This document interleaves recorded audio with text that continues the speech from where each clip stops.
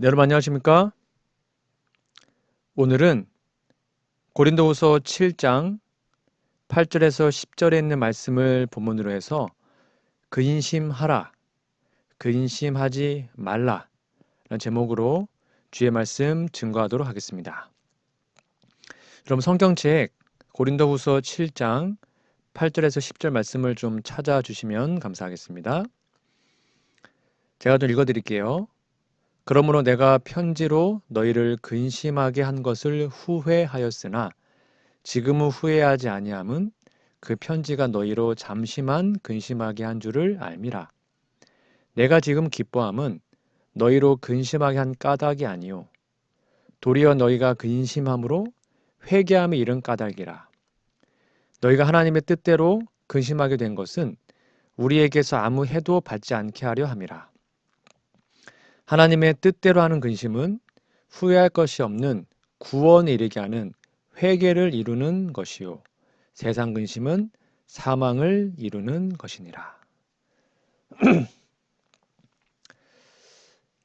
정신과 의사였던 유명한 토마스 홈즈라는 사람이 있는데요.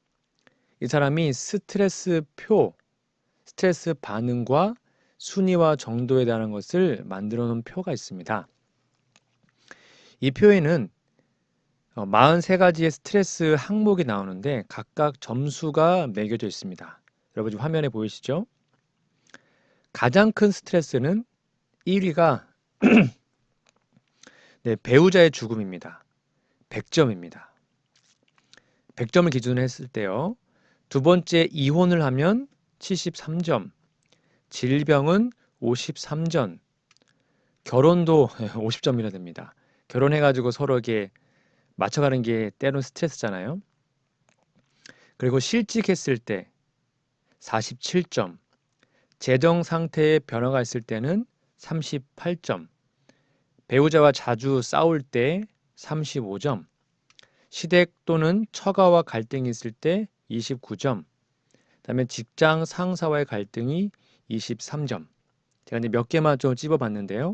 그 외에도 되게 많은 것들이 여기에 있습니다. 그런데 여기에서 1년에 다 여러분이 좀 더해 보신 다음에 1년에 총 스트레스 점수가 150에서 199점이면 병이 날 확률이 37%라고 하고요. 200에서 299점 사이면 51%, 병 날 확률이.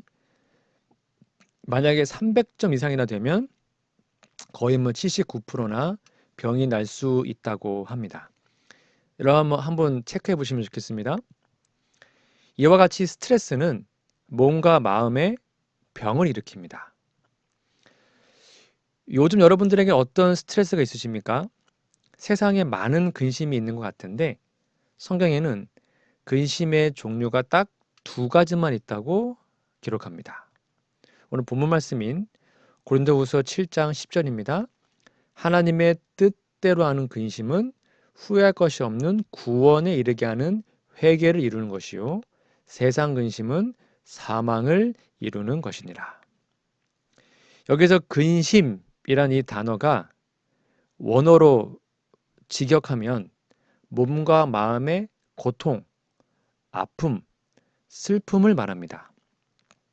오늘 본문에 보니까 근심이 두 가지가 나오잖아요. 하나는 뭡니까?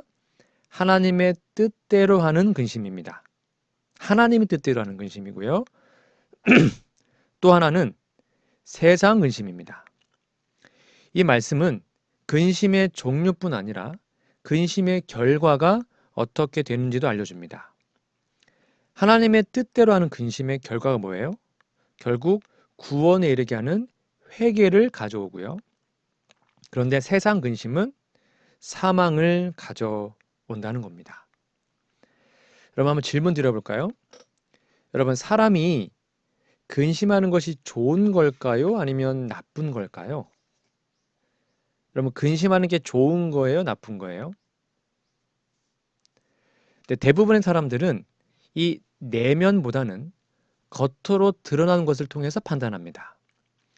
뭔가 사람에게 근심과 슬픔이 있다면 당연히 좋은 것이 아니라고 생각합니다.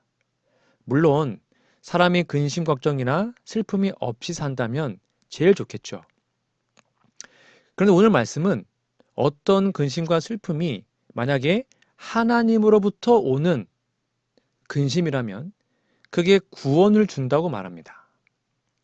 그러니까 근심하고 슬퍼하는 것이 다 나쁜 것만은 아니라는 거죠.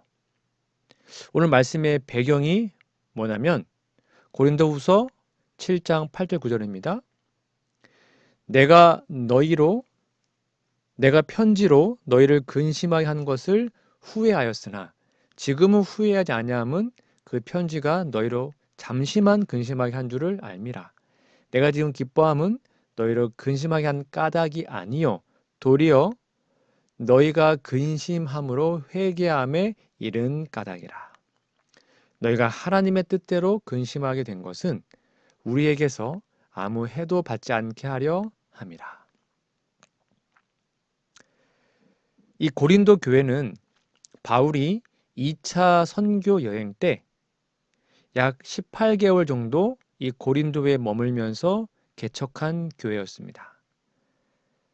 바울이 여러 교회를 세웠지만 그중에 정말로 고린도 교회는 바울이 애지중지했던 교회 중에 하나였습니다. 근데 그 교회에 문제가 발생했습니다.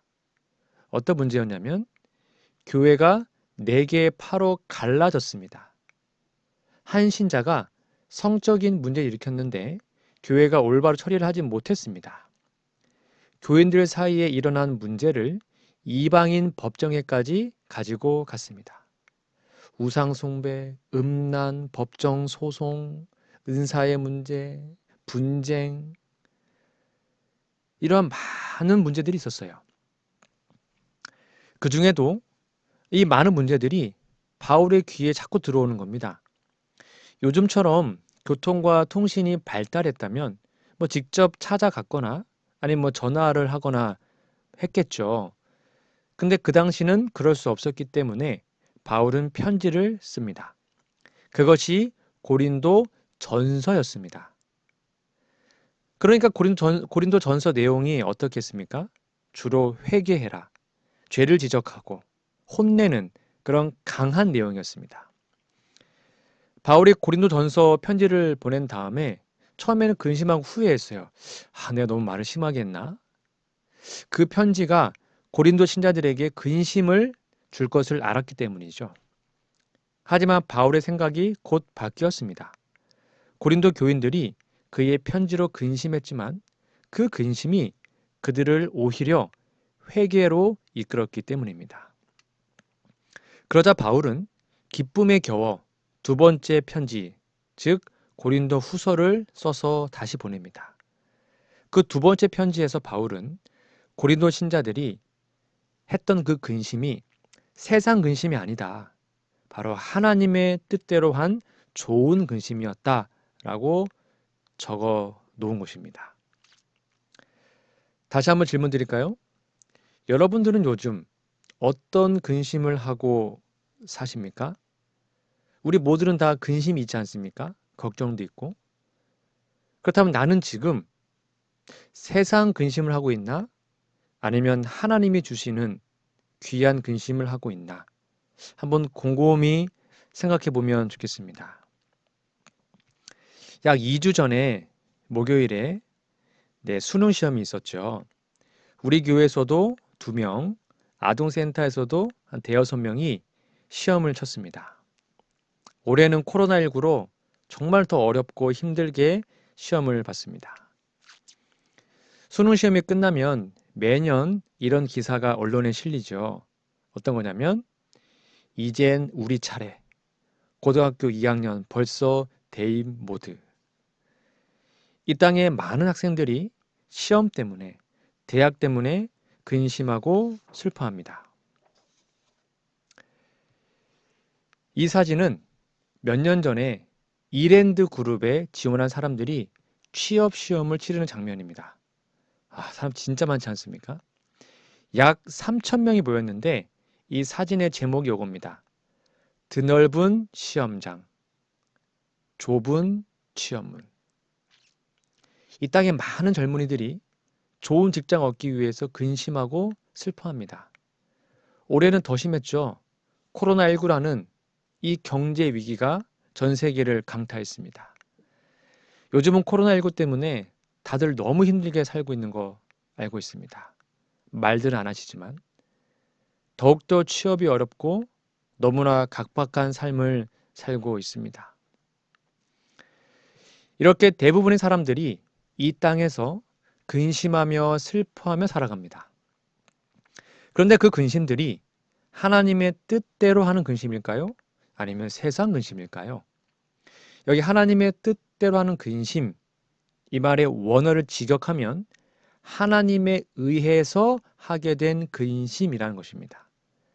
그러니까 하나님께서 그렇게 근심하게 만든 것입니다. 여러분의 근심이 하나님에 의해서 하나님께서 푸시하셔가지고 하나님 때문에 하게 된 근심입니까? 아니면 좀 더 잘 살고 좀 더 잘 먹고 좀 더 성공하고 좀 더 편안하게 살려고 여러분이 만들어낸 근심입니까? 산상호흡 88페이지 보면 이런 말씀이 있습니다. 유대인 시대에는 사람들의 정열이 주로 돈을 사랑하는 쪽으로 쏠렸다. 속된 마음이 하나님과 믿음이 차지할 자리를 빼앗아갔다. 오늘날도 마찬가지다. 재물을 향한 탐욕은 너무도 매혹적이며 황홀케 하는 영향을 생애에 미치기 때문에 고결함을 왜곡시키고 인간성을 부패케 하는 결과를 초래하여 마침내 사람들을 멸망에 빠뜨리고 만다. 그 다음 중요합니다. 사단을 섬기면 근심과 번민과 필요한 수고로 가득 찬다. 만약 우리가 쓸데없는 근심, 마음의 고민, 번민, 그다음에 삶이 피곤하다면 우리 하나님 섬기는 거 아니에요. 분명히 써 있지 않습니까? 사단을 섬기면 그렇게 된다는 것입니다. 또 사람이 세상에 쌓아두려고 애쓰는 재물은 일시적인 것에 불과하다. 여러분 이 말씀을 잘 생각해 보시기 바랍니다. 하나만 더 볼까요? 신물경 53페이지입니다. 자녀들의 발육기에 있어서 부모들의 책임은 실로 크다. 부모들은 청년들이 인생과 인생의 참된 성공에 대한 바른 견해를 갖도록 올바른 감화로 그들을 두를 수 있도록 연구해야 한다. 그럼에도 불구하고 잘 보세요. 이 세상에는 자녀들의 세속적 번영을 그러니까 세상적으로 성공하고 좋은 대학 가고 좋은 직장 갖고 그걸 말하는 겁니다. 그것을 첫째 목적으로 삼는 부모가 얼마나 많은지 모른다. 영적인 문제는 별로 상관하지 않고 그래서 안식일 날 다 학원 보내고 그렇죠? 영생을 상속할 하나님의 아들과 딸 될 특권을 세속적 이익과 바꿔버린다. 고3 때 시험 공부한다고 안식일 날 공부시키고 학원 보내고 그러면서 아이들에게 신앙교육 시킨다고 말만 하고 이러한 모습이 우리의 모습이 아니기를 소망합니다. 올해 2월부터 코로나가 한창 심해졌지 않습니까? 한동안 코로나가 심해질 때 많은 교회가 문을 닫았죠. 합회에는 여러 임원 목사님들께 들은 이야기입니다. 서울에 있는 물론 지방도 있겠지만 많은 젊은 세대의 사람들이 어린이집은 보냅니다. 학원도 보내요. 학교도 보내요. 그런데 코로나19 걸린다고 교회는 안 보내요. 교회는 안 간다는 것입니다. 그런데 주말에 교회는 안 가는데 사슴의 동산에 젊은 사람들이 북적북적했답니다. 주말마다. 다 캠핑 가는 것이죠. 여러분, 코로나19 걸려서 먹고 사는 문제가 힘들어질까 봐 걱정하고 근심하십니까? 아니면 코로나19 사태가 길어지면서 점점 자신의 신앙이 나태해지고 교회의 선교와 활동이 전혀 되지 않는 것에 근심하고 걱정하십니까? 사람들한 대부분의 근심은 세상 근심입니다. 먹고 사는 문제입니다. 그 결과는요, 사망입니다. 그렇다면 어떤 근심이 하나님의 뜻대로 하는 근심일까요? 한 그리스도인 군인이 해안 부대에 근무하고 있었습니다. 그 부대의 군인들은 밤마다 한 사람씩 인근 마을로 내려가서 김치와 고추장을 훔쳐왔습니다. 며칠 뒤엔 그 그리스도인 군인이 가야 했습니다. 순서가 된 거예요. 그가 근심에 빠져서 고참에게 말합니다. 제가 어떻게든 가져오겠습니다. 그러니 훔쳐오라고 하지는 말아주십시오. 그는 하나님의 계명을 범하지 않게 해달라고 간절히 하나님께 기도했습니다. 그러자 하나님이 지혜를 주셨습니다. 아, 훔치지 말고 가서 달라고 부탁해야겠다. 그는 기도하고 한 집을 찾아갑니다. 그리고 한 아주머니를 만나서 사정 이야기를 했어요. 그랬더니 마침 그 아주머니 아들도 군대에 가 있었던 거예요. 그 아주머니가 아들 생각이 나서 김치와 고추장을 아주 듬뿍 주셨다고 합니다. 그 군인은 이전에 동료들이 훔쳐둔 것보다 훨씬 많은 김치와 고추장을 가지고 돌아왔습니다. 만약 그 군인이 환경을 핑계로 삼았으면 어떻게 됐을까요? 그는 하나님의 말씀대로 살고 싶은 근심을 했고 그 근심을 하나님께서 더 좋은 방법으로 알려주신 겁니다. 해결책을요. 제가 신대원 다닐 때 읽었던 책이 있습니다. 하나님이 이기셨다. 이한봉 목사님이란 분이 쓴 자서전입니다. 정말 감동적으로 읽었습니다. 그분이 학생이었을 때, 군인이었을 때, 특별히 군대 갔을 때 안식일 성수를 하기 위해서 감옥에까지 다녀왔던 분이거든요. 근데 감옥에 가면 새로 들어온 그 신참을 거기 있는 고참 남자들이 쉽게 말하면 성추행 같은 걸 한다고 합니다. 근데 이 목사님이 대학생 때 젊을 때 갔으니까 얼마나 예쁘장했겠어요? 그래서 고참 죄수가 성추행하려고 했을 때 안 된다라고 말을 했다고 합니다. 원래 그렇게 하면 얻어맞고 엄청난 고난이 있는데 그거를 각오하고 하나님의 뜻을 지켰대요. 놀랍게도 그것을 이해해주고 거기에서 믿음 안에 양심적으로 살아갈 수 있었다고 합니다. 그러니까 이분은 학생 때나 군인 때나 현직 목사할 때 또는 은퇴했을 때도 한결같이 하나님의 계명에 순종하기 위해서 근심했던 모습을 이 자서전에 기록해 놓았습니다.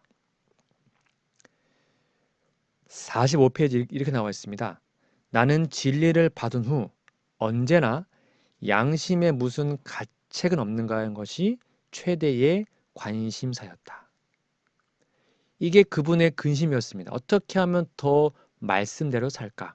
어떻게 하면 더 하나님의 뜻대로 봉사할까? 여러분, 우리에게 하나님에 대한 순종을 가로막는 환경들이 있습니까? 그때 그 환경들을 극복하기 위하여 마음의 근심과 그에 따른 슬픔이 있으십니까? 그런 근심과 슬픔이 있다면 그것은 하나님의 뜻대로 하는 근심입니다. 또 하나의 책을 좀 소개할까요? 내일 우리 가족이 죽게 될 거라는 걸 제발 전해주세요. 르완다에서부터 온 소식이란 책입니다. 이 르완다 내전이 1994년 4월부터 약 100일 동안 100만 명이 죽었습니다. 하루에 10,000명씩. 르완다 대학살. 이것을 보도한 책인데요. 여기에 충격적인 사실이 하나 있습니다. 그것은 르완다 대학살 때 제7일 안식일 예수재림교회 한 목사와 그 아들이 조직적인 살인에 가담했다는 겁니다. 제가 액트 다닐 때 이걸 가지고 그림자 극도 했었습니다. 그러니까 재림교회 현직 목사가 동료 목사들을 죽이고 자신의 신자들을 죽였습니다. 야, 목사도 이렇게 될 수 있구나. 진짜로 야구 환란 때 나는 핍박을 당하는 사람일까? 아니면 변질되어 핍박을 가하는 사람일까? 정말 두려운 마음으로 읽었던 기억이 있습니다. 우리는 사람을 죽이지 않더라도 사랑해야 할 사람을 자주 힘들게 하고 상처를 줍니다. 우리에게 예수님의 사랑으로 사람을 사랑하지 못한다는, 내 마음속 사랑이 없다는 그런 근심과 슬픔이 있습니까? 그런 근심과 슬픔이 있다면 그것은 하나님의 뜻대로 하는 근심입니다. 제가 매년 연초가 되면 성경 통독 캠프를 진행합니다. 올해는 코로나 때문에 내년 2021년 1월부터는 온라인으로 진행을 합니다. 40일 동안 초등학교 4학년부터 대학생까지 또는 3040 가족 단위로 40일 동안 신구약 성경을 다 읽든지 아니면 필사를 하든지 아니면 성경을 암송하든지 말씀 묵상을 하든지 이렇게 4가지 분야로 등록을 받아서 진행하려고 합니다. 왜 40일이냐면 40일 동안 반복하다 보면 습관이 생기기 때문에 어떻게 해서든지 우리의 청년들에게 말씀을 읽는 습관을 들이고 싶어서 이 행사를 준비하고 지금 진행 중에 있습니다. 홍보 중에 있습니다. 여러분 혹시 참여하실 분들은 많이 참여해 주시면 감사하겠습니다. 여러분 이 그림 뭔지 아세요? 매일 아침 지구에 해가 뜨지 않습니까? 사실 해가 뜨고 진다는 말은 틀린 말입니다. 왜냐하면 해는 뜨지 않고 지지도 않아요. 항상 그 자리에 있죠. 다만 지구가 돌면서 해를 향하면 낮이 됩니다. 지구가 해를 등지면 밤이 되죠. 그러니까 지구가 해를 향할 때 해가 뜬다고 표현합니다. 태양은 늘 그 자리에 있습니다. 성경에서는 의의 태양을 예수님으로 얘기합니다. 의의 태양 되시는 예수님께서는 치유의 빛으로 떠오르신다. 해가 항상 그 자리에 있는 것처럼 예수님도 항상 그 자리에 계십니다. 우리가 그분을 인정하던 인정하지 않던 사랑과 은혜의 빛을 항상 비추십니다. 우리가 언제 그 빛을 받을 수 있을까요? 간단합니다. 우리가 예수님을 바라볼 때입니다. 많은 사람에게 매일 아침 해는 뜨는데 많은 사람에게 의의 태양이 그분들의 마음에 떠오르지 않습니다. 왜 그럴까요? 시간을 내고 마음을 내서 예수, 의의 태양 예수님을 바라보고 그분께 향하지 않기 때문입니다. 우리가 하루 3끼 꼬박꼬박 챙겨 먹지만 생명의 양식, 하나님의 말씀도 그렇게 잘 먹고 있습니까? 만약 그렇지 못하다면 혹시 말씀 못 읽는 것 때문에 근심하고 슬픔이 있나요? 그런 근심과 슬픔이 있다면 그것은 하나님의 뜻대로 하는 근심입니다. 좀 더 말씀 봐야 되는데, 좀 더 말씀 연구 깊이 해야 되는데, 그런 마음이 있기를 소망합니다. 대쟁투 660페이지에 보면 이런 말씀이 있습니다. 1000년간 사단은 그 황폐된 땅에서 방황하며 그가 하나님의 율법을 거스려 반역한 결과를 바라본다. 그 기간에 당하는 사단의 고통은 참으로 크다. 타락한 이후로 그는 끊임없는 활동 때문에 반성할 여유를 갖지 못했다. 그러나 이제 그는 그의 세력을 빼앗기고 처음에 하늘 정부를 반역한 이래 그가 담당해온 역할을 깊이 생각하게 되었다. 이 말씀의 배경은 예수님 재림하신 후에 사단은 황폐된 지구에 1000년 동안 있게 됩니다. 그때 사단은 자신을 돌아보며 반성하게 된다고 기록되어 있습니다. 사단이 타락한 이후에 끊임없이 활동, 즉 너무너무 바빴기 때문에 반성할 여유를 갖지 못했어요. 여러분, 우리는 어떠합니까? 연말이 되었습니다. 여러분, 1년 마무리하는 이 시간에 정말 시간을 내서 우리의 신앙을 점검하고 우리의 삶을 반성하는, 회개하는 시간을 많이 가지고 계십니까? 미국 유명한 도박의 도시 아시죠? 라스베거스. 거기에는 최신식 호텔들이 많이 있습니다. 그리고 그 호텔들에는 다 카지노, 도박장이 있습니다. 여러분, 모든 카지노 안에는 없는 것이 하나 있습니다. 시계입니다. 카지노에는 시계가 없어요. 즉, 사람들에게 시간 가는 것 신경 쓰지 말고 도박만 하라는 거예요.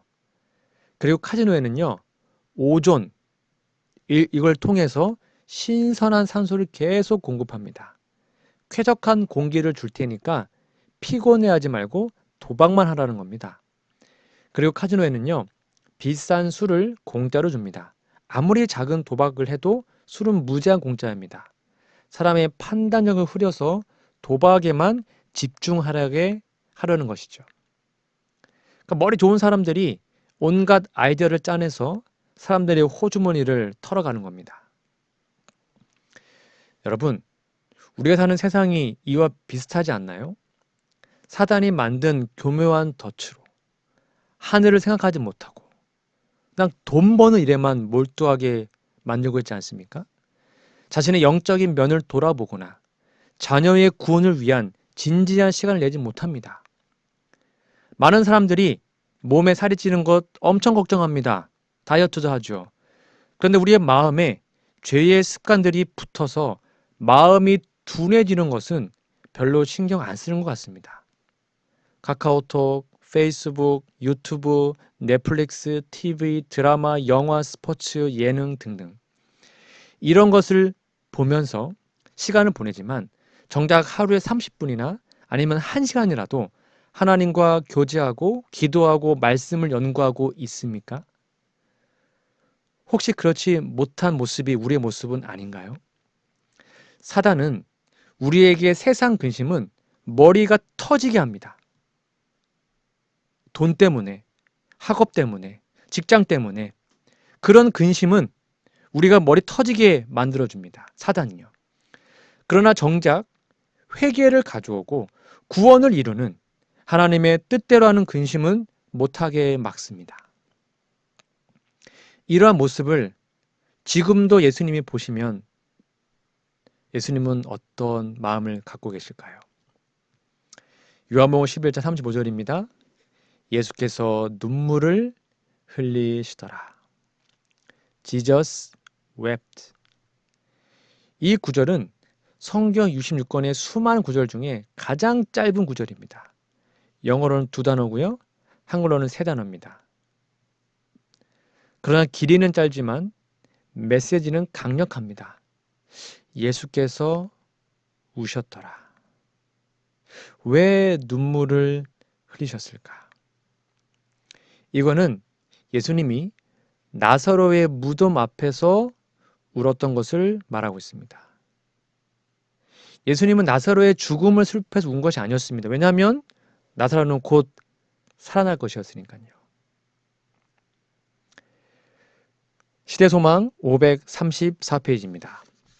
그리스도께서 우신 것은 그의 앞에 전개되는 장면 때문만이 아니었다. 미래를 내려다 보실 때 그는 고통과 슬픔, 눈물과 죽음이 사람들의 운명임을 보셨다. 각 시대와 각 나라에 사는 인간 가족들의 고통으로 말미암아 예수의 가슴은 찢어지는 듯 하였다. 죄 많은 인간의 재난은 예수의 심령을 무겁게 짓눌렀고 그가 그들의 모든 고통을 덜어주시려고 하실 때 그의 눈물의 샘이 터졌던 것이다. 예수께서 우신 것은 사람이 시대마다 미움과 슬픔과 고통 중에 살 것을 보셨기 때문입니다. 예수께서 우신 다음에 나사로를 살리는 놀라운 기적을 행하셨습니다. 왜 예수님이 눈물을 흘리신 다음에 기적을 행하셨을까요? 예수님의 그 눈물이, 그 근심이 하나님의 능력을 구하는 원동력이 되었기 때문입니다. 오늘 우리에게 세상 근심으로 인한 눈물이 아닌 하나님의 뜻대로 하는 근심의 눈물이 있기를 소망합니다. 만약 우리의 마음속에 그러한 하나님의 뜻대로 하는 근심이 있다면 하나님은 그것을 통해 하나님의 능력이, 구원이 우리의 삶에 임하도록 하실 것입니다. 하나님께서 회개의 선물을 주셔서 우리의 삶에도 구원과 회복이 임할 것입니다. 벽산 엔지니어링 회장 김희근이라는 님께서 이런 말을 했습니다. 인생살이 그거 패키지 딜 일괄거래입니다. 기쁨, 슬픔, 즐거움, 괴로움 한 묶음으로 팔지 따로따로 살 수 없더라고요. 이분은 삶이 우리에게 기쁨도 주고 슬픔도 주고 즐거움도 주고 괴로움도 주고 이렇게 묶어서 준다고 말합니다. 저도 처음에는 그런 줄 알았습니다. 어릴 때는. 그런데 그러한 생각이 잘못된 생각이었습니다. 여러분 잘 기억하세요. 세상은 기쁨도 주고 슬픔도 주는 것이 아닙니다. 세상은 슬픔과 괴로움만 줍니다. 세상이 주는 기쁨은 기쁨처럼 보이지만 실제로는 가짜입니다. 세상은 우리에게 진짜 기쁨을 줄 수 없습니다. 진짜 기쁨은 예수님께만 있습니다. 여러분 세상에 맛을 짜게 하는 물질이 있습니다. 뭐죠? 네, 소금입니다. 세상에 소금 외에 짜게 하는 물질이 있나요? 없습니다. 소금이 유일합니다. 음식이 싱겁고 맛이 나지 않는다면 소금을 넣어야 합니다. 소금 외에 그 어떤 것도 짜게 할 수 없어요. 그처럼 세상에서 기쁨을 줄 수 있는 유일한 존재는 바로 예수님입니다. 세상에 그 어떤 유명한 사람이, 어떤 돈 많은 사람이 높은 명예와 풍족한 재물을 우리에게 준다고 해도 그 기쁨이 영원하지 않습니다. 어차피 다 없어질 거니까요. 세상은 우리의 수고하고 무거운 짐을 제거할 수 없습니다. 그래서 예수께서 우리에게 이렇게 초청하시는 겁니다. 평안을 너희에게 끼치노니 곧 나의 평안을 너희에게 주노라. 내가 너희에게 주는 것은 세상이 주는 것과 같지 아니하니라. 너희는 마음에 근심하지도 말고 두려워하지도 말라. 무슨 말이에요? 먹고 사는 것 때문에 근심하고 두려워하지 말라고 말하는 겁니다. 너희는 마음에 근심하지 말고 두려워하지 마라. 여러분 이 말씀을, 이 초청을 꼭 믿으시기 바랍니다. 예수님은 이런 분이시거든요. 시대소망 598페이지입니다. 무한하신 지혜로서 하나님께서는 초석을 택하시고 친히 이것을 놓으셨다. 온 세계가 이 돌 위에 걱정과 근심의 짐을, 이 돌은 예수님이잖아요. 놓을지라도 이것은 그 모든 것들을 견딜 수 있다. 전 세계의 모든 사람들의 걱정, 근심을 하나님이 다 견딜 수 있답니다. 그들은 더할 나위 없이 안전하게 그 위에 지을 수 있다. 그분은 회개하는 모든 죄인들이 그분에게 맡기는 죄의 짐을 지셨다. 그리스도 안에서 죄 지은 심령이 구원을 찾았다. 그분은 견고한 기초돌이시다. 그분을 의지하는 모든 사람은 완전한 안전을 얻는다. 아멘. 이것이 바로 예수님의 능력이고 예수님이 우리에게 평화를 줄 수 있는 유일한 분인 증거인 것입니다. 이런 예수님을 꼭 만나시고 여러분의 걱정과 근심을 그분께 다 드리는 우리 모두가 되었으면 좋겠습니다. 말씀의 결론을 맺겠습니다. 저는 오늘 근심하라, 근심하지 말라 라는 제목으로 말씀드렸습니다. 이제 이 설교 제목 의미를 아시겠죠? 여러분, 세상에서 먹고 사는 문제로는 절대로 근심하지 마시기 바랍니다. 그런 근심은 여러분을 죽게 만듭니다. 그러나 영적인 성장과 믿음의 회복을 위해 근심하시고 간절히 기도하시기 바랍니다. 그렇게 하나님의 뜻대로 한 근심은 여러분을 살게 만들 것입니다. 사랑하는 성도 여러분, 세상에 근심을 지고 있는 그대로 예수님께 나오시기 바랍니다. 예수님께서 그 근심을 제거할 수 있다는 사실을 진심으로 믿으시기 바랍니다. 그리고 그분께 다 내려놓으시고 고백하시기 바랍니다. 또 걱정되면 또 고백하시고 또 고백하시기 바랍니다.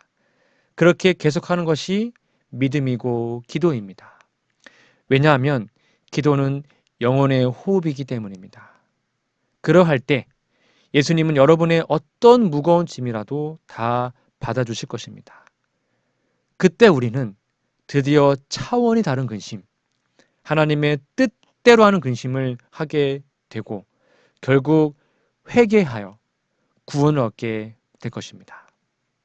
돌아오는 한 주간 매일 아침마다 의의 태양 예수님을 바라보셔서 하나님이 주시는 근심과 함께 회개와 구원을 경험하는, 그래서 결국 우리의 모든 짐을 그분께 맡김으로 하나님의 절대 평안이 우리의 삶에 가득 넘치기를 간절히 바라며 오늘 말씀을 마치겠습니다.